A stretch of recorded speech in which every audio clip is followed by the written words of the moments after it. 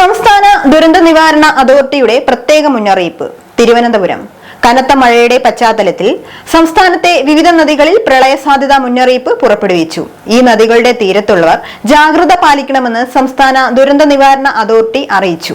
ഏതൊരു കാരണവശാലും നദികളിൽ ഇറങ്ങാനോ നദി മുറിച്ചു കടക്കാനോ പാടില്ലെന്ന് മുന്നറിയിപ്പിൽ പറയുന്നു.